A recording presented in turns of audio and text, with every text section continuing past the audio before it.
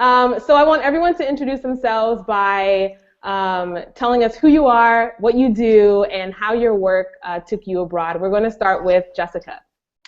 Hello, everyone. My name is Jessica Nabango. I'm better known as Jay Namboa in the social media world. I just turned 30, and I am living in Washington, D.C. I've been here for 3 weeks, and I don't know if my career took me abroad as much as I just wanted to live abroad and had to find employment to sustain myself. So I'm looking forward to today's chat. Awesome. Sultan. Good morning, well, afternoon on the East Coast. My name is Sultan Abdullah. I am 31. I work for an agency called NOAA, which is the National Oceanic Atmospheric Administration. And so I didn't necessarily take me abroad. It was more or less the opportunities that I took while in school and other opportunities with nonprofits that allowed me to go abroad. So my current position has opportunities to go abroad, so I'm looking to explore those as well. Awesome. All right. Blessing.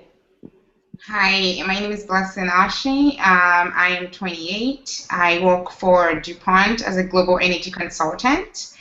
Well, I think, yeah, my job took me abroad, but before then I've always been, a sort of a jet setter. At the age of 17, I packed up a briefcase and I left Nigeria to go to college here in the U.S. all by myself without knowing anybody in the U.S. So that was fun.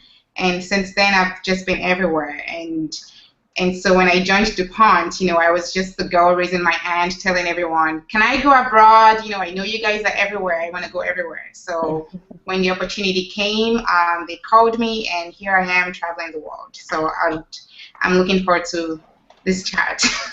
Nice. Awesome. Will.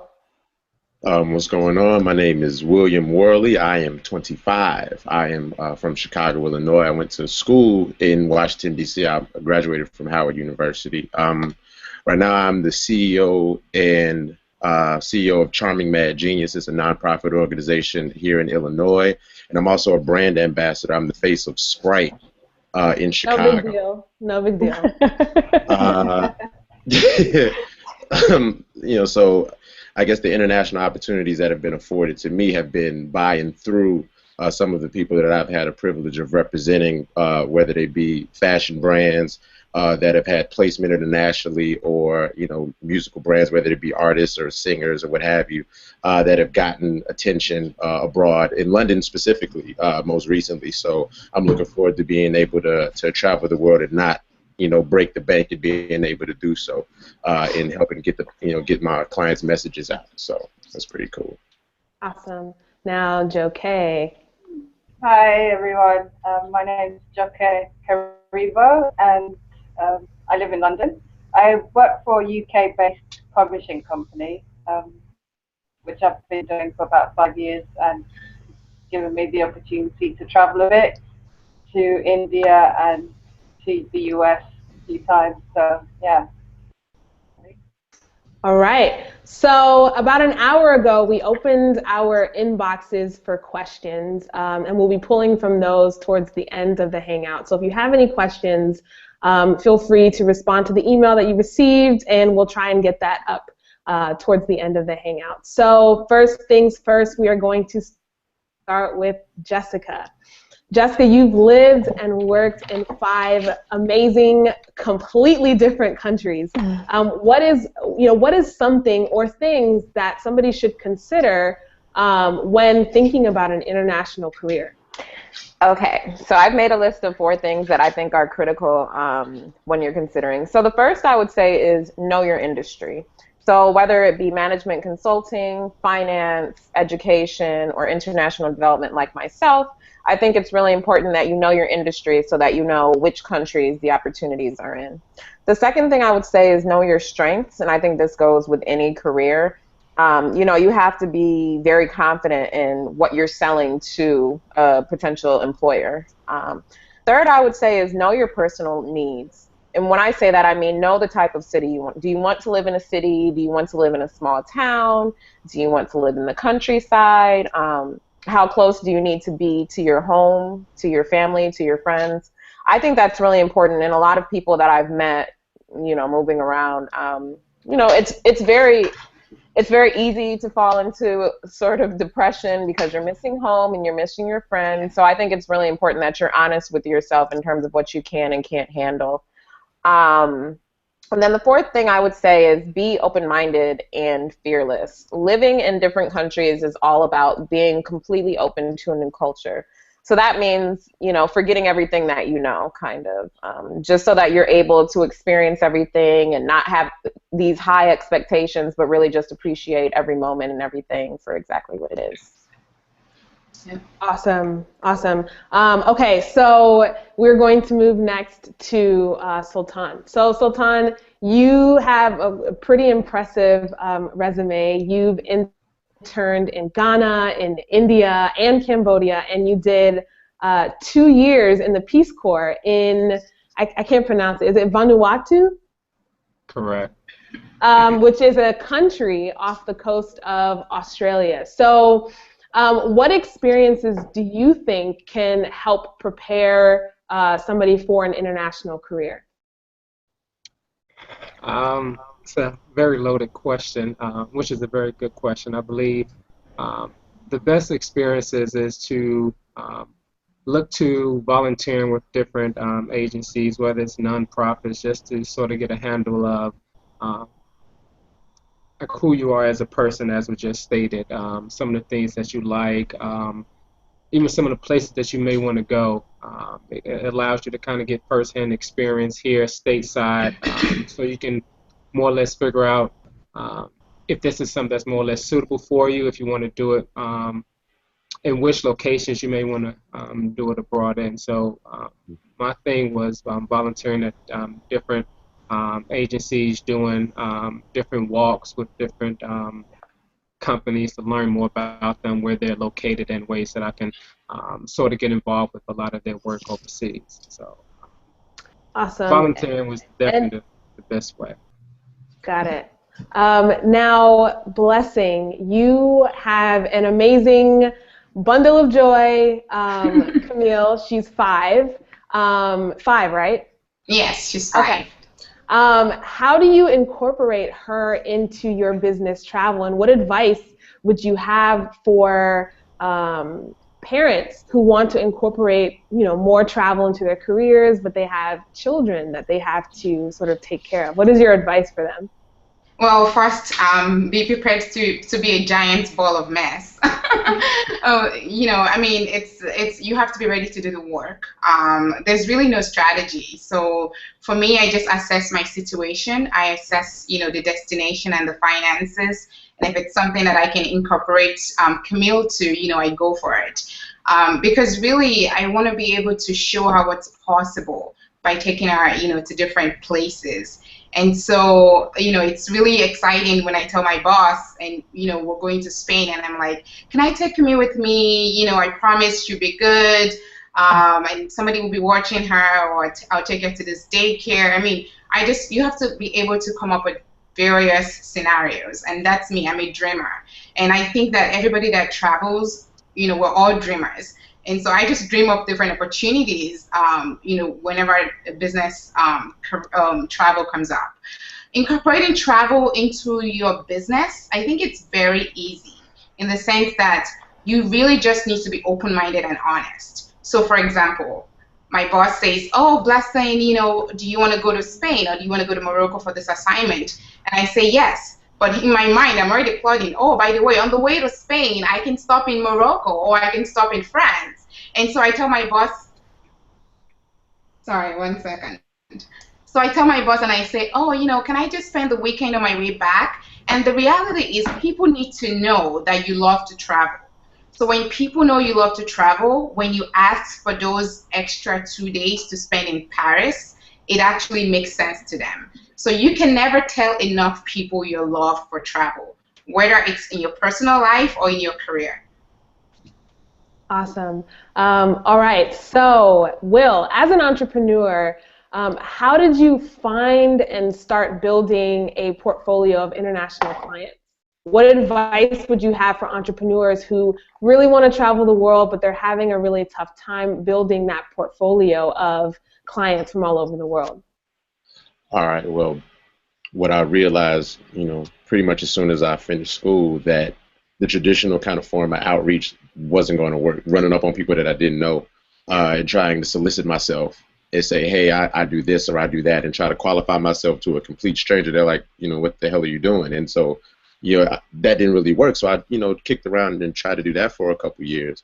And what I realized is that the best approach for me was to start organically. I was fortunate enough that I was surrounded by a lot of different people that had a bunch of different skill sets and a lot of different things to offer, whether it be through an entertainment field or, just in, administration, or even, that had a knack for traveling or wanted to, view the world. So I started with my friends and started to kind of finagle and finesse with them and figure out how we can get them into better situations, whether it be get them a gig to do a show if they're a singer, or to get them placement in India, if they're an accountant. I have a friend that's an accountant that got placed in India, and we did some finessing and some other shadow work to try to get that locked in for her. But I think the best option for me and the best advice that I could give is start close to your center, and through that you'll wind up meeting a lot of different people, and you'll wind up meeting like-minded individuals. And I think when you kind of put that sort of energy out in the universe that you're a global citizen, or a member of the global community, that you'll attract, and you'll find yourself around other people like that, and naturally conversations that would get you and your friends across the globe or across the pond are kind of bound to happen at that point. Awesome. All right, and lastly, Joke, you were born to Nigerian parents in Paris, and you now live and you work in London. You speak 5 languages. First, which 5 languages do you speak? And second, how has being multilingual helped you in your career? So I speak Yoruba, I speak Danish, French, and Spanish, and English. So those are the 5. And being multilingual just gives you flexibility and freedom in choosing where you want to work, and sort of, it just gives a lot of room for different ideas and different options, which I think if you had only one language, you wouldn't have. So I feel like I'm not restricted to where I can work, or who I can work with as well, and I think that's an asset for any company. Absolutely. So I will direct the following questions to certain individuals, but as I've mentioned to our curators before the call, that if there's a question that they'd like to answer, feel free to sort of chime in. And then at the end, we'll leave 10 to 15 minutes for audience questions. So this first question goes to everyone. How do you get started? What are your favorite resources to look for, jobs abroad or internships abroad? What are resources that you recommend? Anybody can take this. I will start. I use Google a lot because Google knows everything. So my first experience living abroad was, the process started in 2007 when I was planning to move to Japan, and I literally put in Google teaching jobs in Japan, and then obviously a bunch of things come up. Other than that, I would say it depends on your industry. So in the international development space, DevEx is a really good source for jobs, and also UN jobs, if that's your sort of thing. And finally, I think friends, and then the friends of the friends are really important. So I think it's extremely important to ask your friends to connect you with their friends so that you can find different opportunities. Right. Anyone else?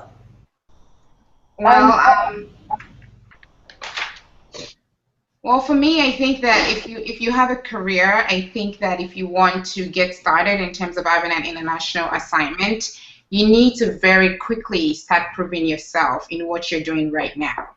Because, a lot of people will want to they look at you, and so when you come forward and you say, hey, I'm that girl that wants to go, with you to China, it's easier for them to say yes, go ahead and buy your ticket, because they know that you would deliver.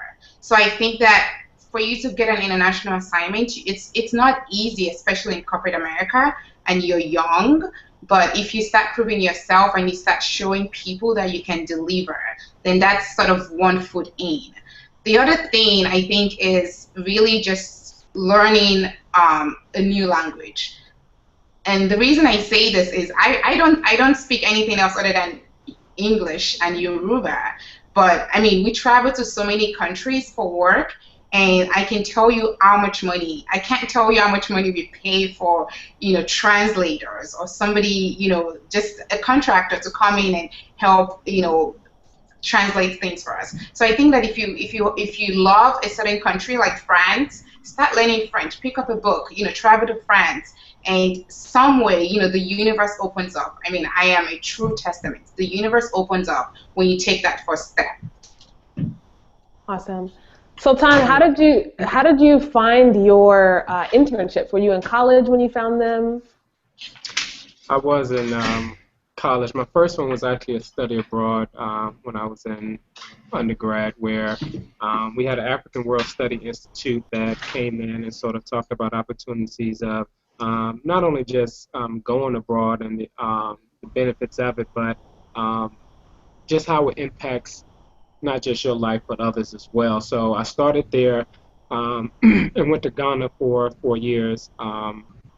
Then the next internship also was in school with an organization called Plan International, where I was able to go to Cambodia for 4.5 months once I graduated from undergrad. So, and then off that, it was also just friends of friends and sort of talking to them. And the biggest thing I would say is to be around like-minded individuals and sort of be comfortable in yourself, to where if somebody say, hey, this is not necessarily for me, or your friends are not into it as you are, you would still be comfortable to be able to do that as well. So just always be prepared when the opportunity comes. So it's, when an internship or a job comes about, you're prepared to go on it. You don't have any restrictions here that would sort of hinder you from doing that. All right. So next question that we're going to sort of dive into is for individuals who don't have any international experience. So they've never, either they've never set foot abroad or they've never sort of worked abroad. What are different methods that you can do to sort of boost your resume so that you look attractive when you are reaching out for a job or an internship abroad?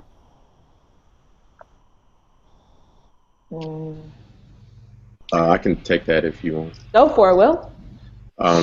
I guess the first thing that I started out doing, like I said earlier, was, kind of help build the resumes of my peers and people around me, particularly if they're in a position to move abroad more quickly than I am at any point. And so, what I found to be a good resume builder is to say, hey, I was instrumental in helping Sultan get to this and that and this and that. And, whereas that'll be an absolutely true statement, I may be just sitting at my desk here, and he's doing all of the traveling. But if I'm, if I help facilitate his movement, that's a true statement that I can add to, as a bullet point or whatever on my resume, and that piques people's interest, and that, piques potential employers' interest or potential corporate partners, and it gives them the impression that you are, you're a global citizen already, even if you've never been, out of North America or out of your, hometown or country.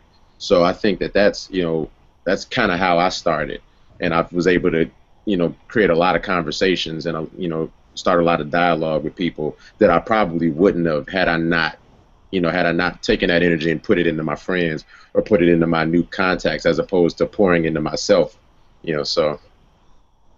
Yeah, absolutely. I was just going to say, I think that fellowships and internships are really important, especially if you're interested in a career in like public policy or, again, international development. There's so many opportunities, especially for American citizens. You have things like Fulbright, Rhodes, Marshall, I mean, these are for people who are a little bit younger than us, but usually coming out of grad school or coming out of undergrad, there's really so many opportunities to live overseas for short or kind of extended periods of time without actually having a real job. So.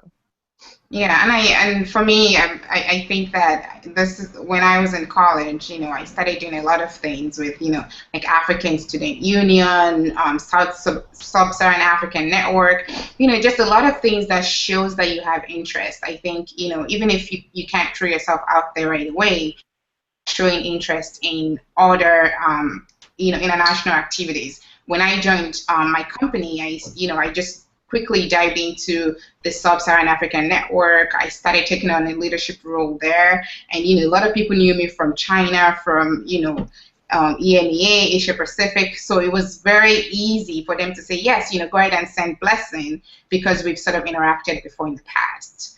So I think just putting yourself out there is very crucial. Yeah, no, I agree. And then another resource that I do want to throw out there that that sort of echoes off of what Jessica said about finding these internships and jobs.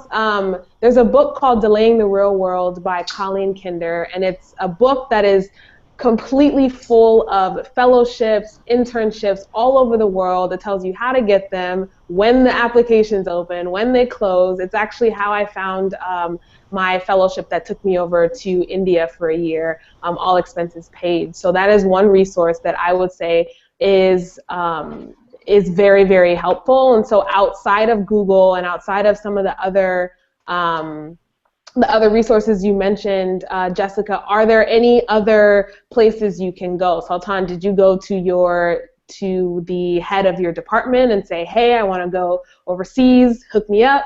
How did you all sort of facilitate that? Well, mainly for me, I know somebody talked about Google, but I also did a lot of searches online and just looked for a lot of international development because that's what I was primarily interested in. See the nonprofits that was doing work.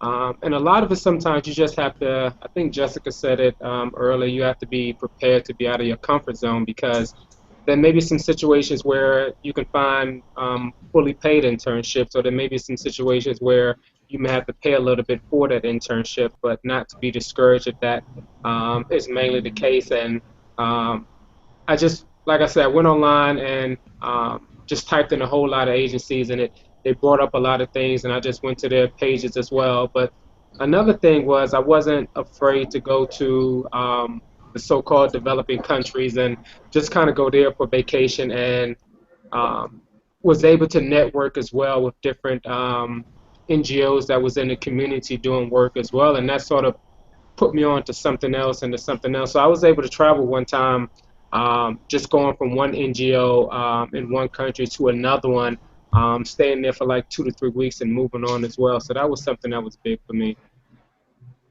Awesome. Awesome.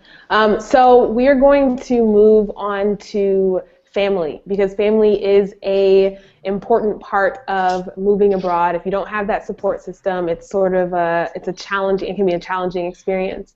And so I wanted to talk a little bit to Blessing, because I know that I've had people send me messages about traveling. They have kids or they have a child and they don't really know, how to make it work. And I want this to be sort of an honest moment. Blessing, what are some of the joys and the challenges of, navigating your business career alongside Camille? I know you have to worry about her school, you have to worry about, her homework or her shots or different things. What are some of the joys and challenges that you encounter? Well, thank you. So this actually happened to me last week. So this is not a made-up story. I was in Spain and Morocco. Actually, well, we went on vacation to 3 different countries for 2 weeks. Came back. I was in the U.S. for I think 30 hours total, and I had to jet off back to Spain and Morocco for work, and then after that Paris. But anyways, I had 2 weeks that I was going to be out of the country, and I have no one in the house, just Camille. So it's very, very important to have a support network. I cannot stress it enough. Have that friend. Have that buddy, that coworker, somebody that you know that you can trust your kid with, or have enough money to buy plane tickets. I have flown Camille to Atlanta to her grandma in the span of a day, using my miles, of course. So flown out to her grandmother. She was there for 2 weeks. 2 weeks ago, I basically dropped her off on my way at the airport. My friend picked her up at the airport while I was going to Spain. So, you will miss them. I've missed Camille. She had her first day of school 2 weeks ago. Got it. She had her first day of school 2 weeks ago, and I remember just like bawling my eyes out on FaceTime, watching her, just seeing how beautiful she was, and I wasn't there. But that's the thing, you just have to make sacrifices. Hey, right on cue. Sorry, that was not planned. Right. But I was bawling my eyes out. My daughter was attending school for the first time, and I wasn't there. But she understands and she knows. Matter of fact, the first thing she told me was, "Why are you crying? You're not taking pictures of Spain." She was. She cared more about seeing pictures from Spain than me being there. So I think that you just really need to be prepared for those challenges and having those people that can support you through it. So. Can I ask Blessing? Can I ask Camille a question? Yeah. Hey, you want to answer a question? Hi. Hi, Camille. Hi, Camille. How are you? Speak up, honey. Good. Can you tell me what your favorite country that you visited is? Paris. You like Paris? What did you like about Paris? The Eiffel Tower. Oh, you like the Eiffel Tower. That's very fun. Did you like the food as well? Yes. It was good? Okay, awesome. How do you feel when you travel with your mom to all these different places? What did you say? How do you like traveling with your mom? I traveled to Italy. Oh, you went to Italy? Oh, did you like it? Did you go to Switzerland? In Switzerland with my mommy too. Oh, wow. Okay, can you give the headphones to your mommy? All right, I didn't hear what was said, but okay. I asked her if she likes traveling with you. Oh yeah, she does. She's always crying when I go alone. So. And then Blessing, how can you get Camille to appreciate other cultures? Well, I don't have to do anything really. I mean, we actually were in Italy for a week and a half with my aunt. She lives right outside of Milan, and she has 4 boys, and they all speak Italian, no English. So, Camille had fun just learning Italian, playing with them without even knowing the language. So, I mean, tons of interaction. I think she appreciates just being in a different environment. And she's very curious. That's the thing. Kids are very curious. And I cannot stress enough, this is the highest window of opportunity anybody can have to show their kids what's possible. And I mean, Camille has interacted with people in Italy, in Arabia. I'm sorry, Arabic. Trying to speak Arabic. I mean, it's just fun. So, anyways. That is awesome. Thank you, Camille. So nice to meet you. Bye. Bye. Bye. All right, so now that Camille has stolen the show, we're going to move on to the next question. We're going to talk visa and logistics. And this is for anyone. How can international job candidates navigate the sort of visa requirements? Because it can get a little tricky. Sometimes you can get out for 3 months, and then you have to register with FRO. What is some advice that you have for people who need to navigate visa requirements? I'll just say mainly just plan ahead. Read up on, um, the embassy websites. Call them just to make sure you have the appropriate documents because you do not want to get stuck in a place and not having the right requirements. I almost didn't get back into Cambodia because of that same reason. Just thinking, oh, I'm an American. Everything would be okay. And I tried to get back in, and they pretty much said, not happening. So I had to go back to Thailand and just take care of some things there. So just plan ahead, read carefully, and also make sure your close friends have important documents of yourself, whether it's copies of passport, whether it's your visa registration. Uh, Save it on Dropbox, save it on maybe Google Drive, just something. Make sure somebody else has the same requirements that you need, so you're able to get that same copy as well. So my advice is plan ahead and be extremely prepared and be patient. Um, I actually get this question a lot because people often email me or call me or Facebook me and tell me that they want to live abroad, but how do they get a work visa? So I am a free spirit, but I am very practical. So I have not yet moved to a country where I didn't have a job prior to moving to that country. And the reason is because usually if you're going for work, they'll sort everything out for you. I mean, you'll have to go to the embassy in the US, like be it the Japanese embassy or the Italian embassy, or I just mailed things to DC before. They'll sort out everything for you because usually a government requires that you have a letter of invitation and all of these things. Because quite honestly, it's really difficult to get work visas depending on where you want to go. Especially like in Europe, in the UK, it's impossible. I went to school there and they still won't give me a work visa. So I think you just, like Sultan said, you have to know the requirements, but I think your best bet is to try and find a job and have them sort out the visa.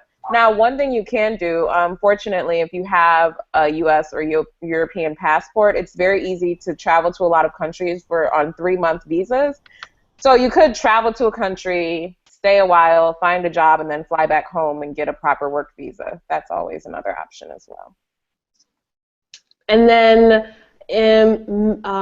insurance, medical expenses, taxes. Is there any advice that anybody has as it relates to those? And I know that a lot of it is heavy in doing your own research because you don't want to be that person that comes back from a year abroad and you owe back taxes, or you don't want to be that person that moves abroad and you're caught up at the hospital and you can't pay something. So does anybody have any advice as it relates to those sorts of things? Do you all get travel insurance when you go abroad, or did you have it when you lived abroad? I've always had I've always had medical insurance through my jobs. But one thing I do is if I'm doing long trips, like 6 weeks or 3 weeks, whatever, I do through Delta. Usually when you buy any plane ticket, there's a little option for travel insurance. And I do that mostly because I promised my mom if I die overseas, she doesn't have to pay for my body to come back. Which, I mean, it sounds very morbid, but like it's very real. Like that repatriation is important. And also that insurance covers if I get sick, it would fly her down to wherever I am so that she can be in the hospital with me. I mean, it's morbid, but these things are super important. And as far as the taxes go, one thing that I, always kind of advise people, especially with sort of the new ordinances that they've put in place for U.S. citizens, that your income that you make abroad may still be subject to taxation here in the United States. One of the ways that I've thought to kind of circumvent that is to set your income up going through a trust. Zim, I think we were talking about this in the group chat the other day, but one of the things that I always like to do is to kind of avoid filing as an individual and file either as a corporation or as a trust and let all of your income come through that, because it winds up giving you a lot less of a burden on tax, and in some instances you are tax-free or tax-exempt. So. Got it. Okay. Sounds good. And then communicating with loved ones back home. How did you do it? FaceTime. No, seriously, everybody has Apple computers or an Apple phone or an iPad. So I think for sure, use FaceTime, use Skype. I mean, you can. People don't do letters anymore. I don't even think it will get there in time. So I think, emails, FaceTime, and Skype. Those are the three things that works for me. Joke, your family is, I'm assuming, your parents are still in Paris? Yes, yeah. How do you communicate with them? Same thing? Yeah, the same, but my mom and I are actually quite old school. We like to write each other letters, so yeah, we do still send each other letters actually. We still use the postal system. But yeah, telephone, text. She hasn't got no WhatsApp yet, but maybe she will someday. Yeah, just all the regular. I think if you travel now, there's so many mediums and so many tools you can use to communicate that it's not really a problem, I don't think. Right. And then in terms of your phone situation, what did that look like when you moved from the U.S. to other countries? Did you get an unlocked, if you had an iPhone, did you get an unlocked phone and just popped in a SIM, or how did that work? So I paid $650 for an iPhone that was unlocked through Apple, which was very painful. However, cell phone service overseas is so much cheaper. So I highly encourage everyone, if you are traveling, get a basic phone if you don't want to buy an actual unlocked iPhone, and just buy your SIM cards in different countries. I never, ever, ever turn on my U.S. cell phone service when I am outside of the U.S. continent. Never, ever, ever, ever. I don't care about AT&T's international plans. I never do it. Once I leave, I'm switching SIMs on the plane, or as soon as I land in the airport, I'm buying a new SIM. It will save you a lot of money. Okay. Yeah, I think in Europe, when I was in Italy, and I think this is also in Spain and some other European countries, they have the Leica mobile. It's very, very cheap. It's like €5 for the same. So I just pop it in my iPhone and that's it. So, I mean, €10 lasted me for about 2 weeks. So. Yeah, most phones can have the unlock system now, so it's quite easy to. And if you have Verizon, you can just call them to unlock your phone, and it's free. Just tell them you're going out of the country. Oh, what is Camille holding up? She's trying to get our attention. She's holding up Instagram pictures that I printed out. Of her travels? Yeah. That's so cute. Thank you, Camille. It's very kind of you.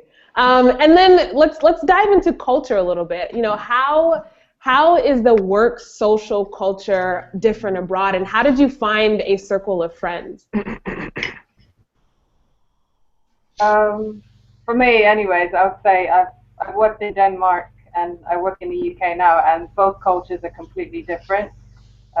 Danes are more direct in how they communicate to you in a workplace, whereby the British are quite subtle and you have to sort of read between the lines. So yeah, there is a lot of cultural differences, and that does play a part into how you maneuver yourself in different environments, I think.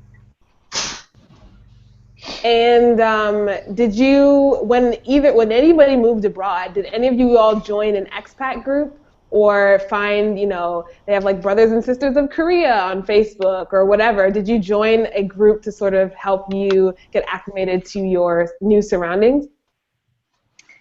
I've never joined an expat group. I think it's really important when you're living abroad to be in that country. I can't stress that enough. I mean, obviously, it depends on the situation. Like in Rome, it was a little bit different because I worked at the UN, so it's a very international environment anyway. But I did make it a point to have a lot of Italian friends. In Japan, I had Japanese friends. Benin, it was a little difficult.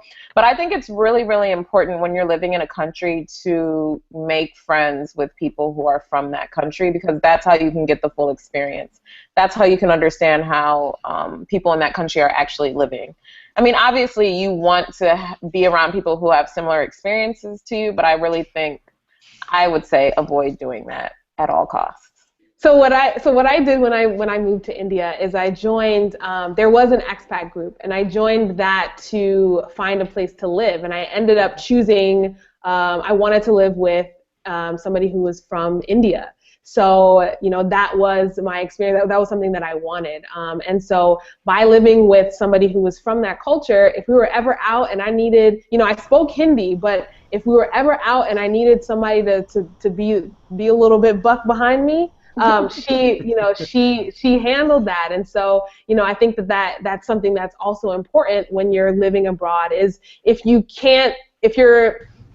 need to feel comfortable with other people who are from your same background, try living with either one expat and then somebody from the country that you're living in. It really does make a difference in terms of finding the local things and getting that full experience.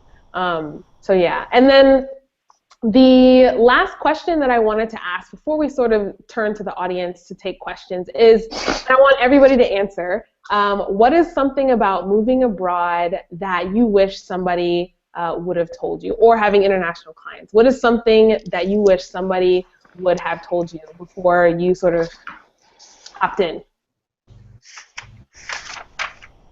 For me, I would say it was the Teach English as a Foreign Language diploma. I wish I had heard about that quite early on, because I think that can take you anywhere. All you have to do is just have that diploma, and you're good to go. So it's the TOEFL, right, or TOEFL? TEFL. Oh, okay. So having that will sort of open the doors for people who want to sort of teach English. All right, anyone else? First, for me, I wish I could have told one of my clients that moved to Florence, Italy. I think he had a fashion internship in Florence, Italy. And one thing that neither one of us knew at the time was that the work culture is totally different. Like, when you come fresh out of undergrad, especially in America, especially at a black college, you're really kind of gung-ho and you're ready to crank out 12-hour days, and you're ready to dig your heels in. And you get over there, and work is kind of like the also and it's something else that's going on. It's not as much the culture of actual conducting labor is not as big of a deal and is not as heavy on their spirits in parts of France and in Italy as I would have thought it was. And so you had things where he was getting upset with coworkers and things like that because they would go for lunch at 11 o'clock and they wouldn't come back until like 4:30 or 5. So this is a real thing. So, it is a real thing. That's a siesta, yeah. Go to Morocco. You can't get anything done after lunch. Period. Yeah, so he FaceTime. He was like, "Yo, what the hell are these people doing? Like, they're leaving damn near at the beginning of the morning, and I don't see them until like the next morning." And so, I guess that disconnect and those kind of subtleties, can cause some disconnect between coworkers if you have to work in a collaborative environment. And things like that. So, just understanding the work culture and how people view, their jobs or the importance of their jobs in a team setting and stuff like that in different cultures, that having that kind of intel going in would be really, really beneficial. So. All right. Anybody else? For me, I think it was more around building relationships, because I always sort of zoom in, for 1 week or 2 weeks. I don't sort of have enough time to build really solid relationships with people. But I mean, you don't really have to be there face to face even to continue a relationship, right? So I think that for me, just really trying to slow down and get to know people and build relationships in various countries as I move, I think would have been helpful. But I mean, I still have a lot of friends, people that I talk to, here and there overseas, but consciously now when I go to a new country, I try to find 1 or 2 people that I keep regular contact with.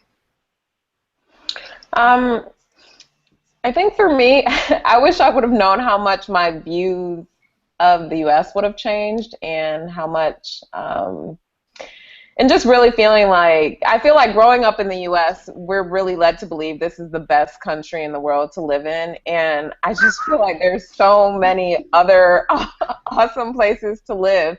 And it's really not until you leave that you can understand that. But when I first left the country, well, when I first moved abroad, because I've been leaving the country for a long time. But when I first moved abroad, I had no idea that I would be unlocking literally the entire world for places and opportunities for me to live. So that's probably the biggest thing. Awesome. I would say for me, the biggest thing would be wish somebody told me the importance of learning another language, or at least picking up bits and pieces of any particular language of the country you're in. How people gravitate to you just for the simple fact that you are willing to engage in an aspect of their livelihood and not just simply going over there. As Jessica was saying, with this bravado that America is the end-all, be-all, where you can get by just on English and things of that nature. So had I took more advice to that and learned more, and as far as language, I think that would have been probably the most beneficial thing that would have helped a lot of my experiences abroad. Awesome. Okay, so now we're going to turn to both Twitter and our inboxes to grab questions from the audience. The first question is for the ladies. Men, you're not allowed to answer this question. This question comes from Twitter. While traveling to developing countries, is there any advice? Is there advice the women have on quality feminine products? Girl, or should you bring them with you? Bring them with you. Stock up. Let me tell you, I go to Costco, $13 gets you 96. Damn that. When I was moving to India, I was there for I think 14 months. I went to Costco and I got I think maybe 15 bucks. I got a lot. I got a lot of stuff because in India, I mean, you never know, and it's better to be prepared than to be unprepared. I'll just say that. Anybody else? Oh, sorry. Go ahead, Jeff. I was just gonna say a little story. I was me and my boyfriend at the time. We were doing a road trip between Croatia and Montenegro, and I had to stop and get some products. And even in Eastern Europe, it was like, oh my gosh, what am I using? So now, no matter where I'm going, even for vacation, because you never know what you're going to find. Never know. Just take your own. I would say just take as much as you can with you. You just never know. Okay, that's cool. So, gentlemen, sorry to make you uncomfortable. We're going to move on to the next question. This question is for everyone, and it comes from Bethany. She said, when I travel, I often get looks from foreigners. My brown skin and natural hair mark me as obviously exotic. The attention has always been fun, but I wonder what the impact of being so obviously different will be if I decide to pursue business ventures abroad. I'm a designer and programmer, so the workflow is almost guaranteed, but I worry about being accepted. Has anyone else had that experience? I have. Okay. I mean, I work in a male-dominated field. When I travel, it's mostly with 50-plus executives, and of course, I'm the youngest, and I'm the only black, and I'm a woman. So everything in my mind is against me. But I think that just believing in yourself. And I mean, obviously, Bethany has an amazing resume, and I'm sure she's a smart lady. And I think that just believing in yourself and be fearless, just like Jessica said, up and take a seat at the table. If you've not read Lean In, go ahead and read it. I think it's very crucial that want to travel. And another thing is there's a book that I picked up a couple of years actually before I started my career, and it's Get Ahead by Going Abroad. I don't know if everybody can see that. It's actually for a woman, so it's a woman's guide to fast tracking career success, and it talks about everything around, being comfortable in a foreign country and being a leader in a foreign country. I mean, I've basically presented to a CEO of a large company in Morocco, in France, and just being comfortable and knowing that you have something to offer, I think is the answer. Absolutely. All right, so the next question comes from Charlize.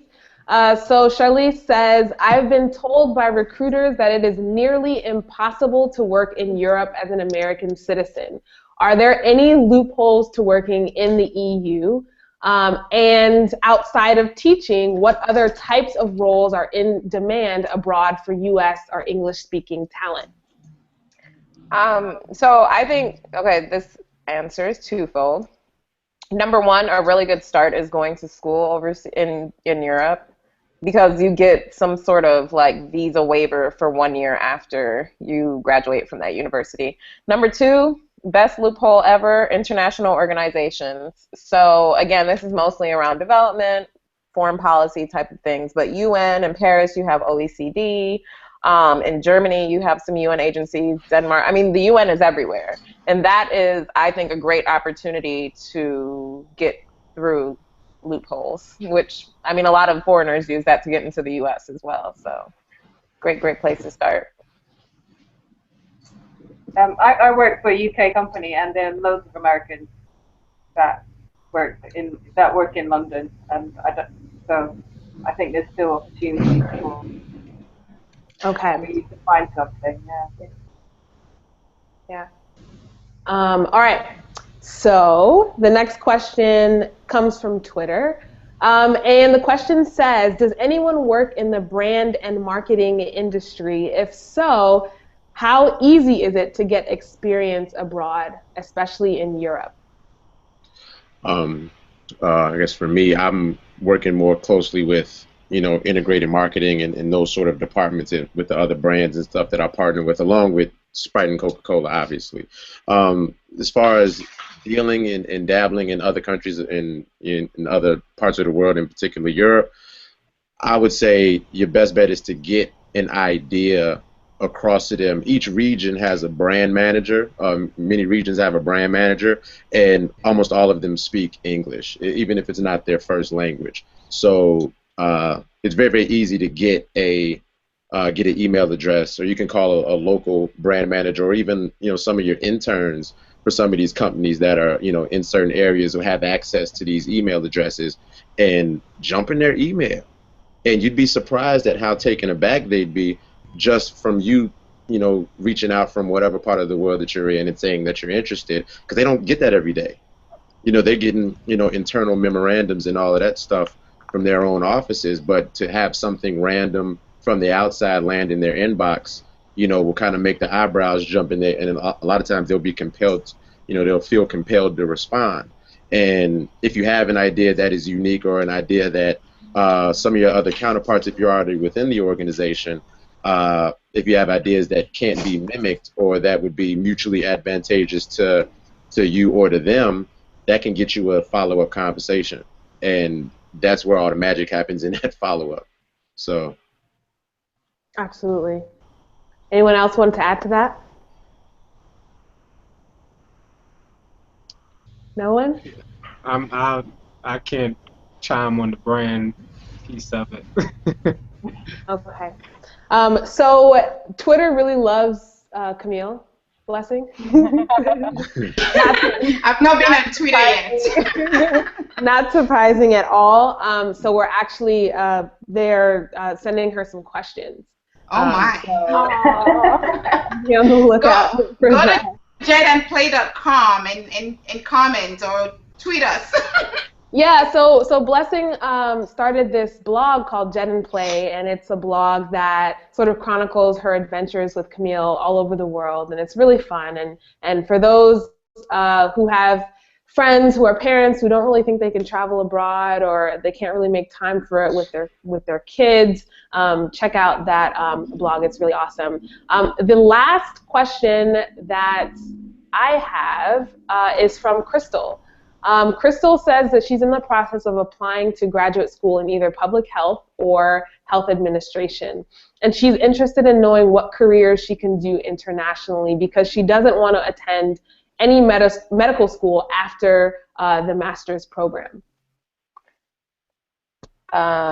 International development, global public health. Yeah. There's so many opportunities. There's so many fellowships after you finish, and I really think it unlocks the entire world for you. Absolutely. I don't think you can go wrong with public health. It's in a lot of places. It doesn't matter whether it's developed or developing countries. Of course, like you said, you got your international careers. You can kind of launch over international development. So you have a whole plethora of government agencies, non-government agencies, non-profits that pretty much you can go to that wouldn't be any problem to kind of get your feet wet. Awesome. All right. So we are going to end the conversation, but before we end, I want you to tell our viewers where they can find you online. And we'll start with Will. All right. Well, everyone can follow me. First, I want to say thank you to Zim and all the TN for inviting me on here because I really enjoyed kind of talking about some of what I do and all of that. Everyone can follow me on Twitter and on Instagram. Everything is the same. It's Will Worley. Last name is Worley on Twitter and Instagram. Everything's the same across all platforms. All right. Sultan. You can find me at King, King _SU. So S as in Sam, U as in umbrella, the number 53. And I'm going to post some more pics, travel-related pics. I actually cut off my Instagram for a minute, so don't be discouraged if it's only about 15 pictures on there. So again, I also want to say thank you. This is my first time doing this, and it's been great. I just want to leave everybody with one note.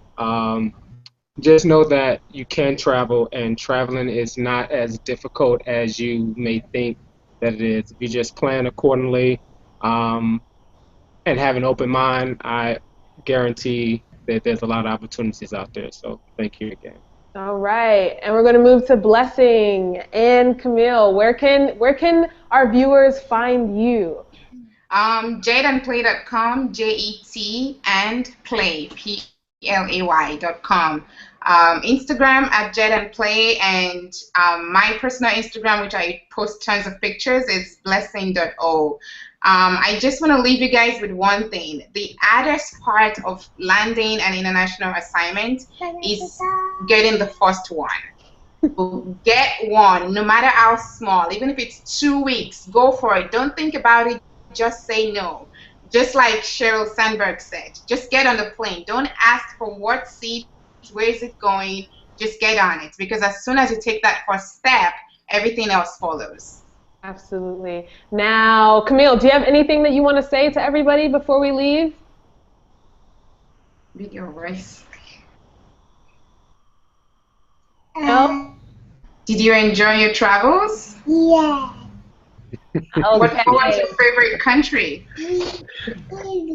Italy. Rome or Venice? Venice. Awesome. All right, Jessica, where can everyone find you? I am on Instagram and Twitter at jnamboa, that's NAMBOWA. And I have a travel blog. It is www.thecatchmeifyoucan.com. Lots of good stories from all over the world and soliloquies that I like to give. And if I can leave everybody with something, I would just say be confident, be fearless, and most of all, trust the universe because it will always conspire in your favor. All right. And Joe K, where can everyone find you? So you can find me on Instagram, and that's Joriso-centric.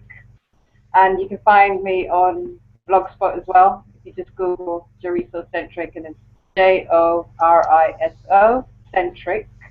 And yeah, since everyone's leaving with one thing, I would say learn a language. Just start with getting something from your library. If it's French, Spanish, Italian, and just start getting to know the language and then pick up a course because it can take you places. All right. And last but not least, you can find me at Zimism, Zimism. I get it wrong every single time, across all platforms. If I were to leave you with one thing, it would be to Google everything. Google is like your personal assistant for life. If you want to move abroad, if you want to, work in X country, if you want to do this, if you want to do that, I spent 2 months on Google trying to find a place to work abroad. And so, use Google to your advantage. If everything else fails, Google will help you find your way somehow. So with that said, I would like to thank our panel of curators plus Camille for hopping on. Despite some of our technical difficulties, we made it through. And we'll catch y'all next time. Bye. Bye.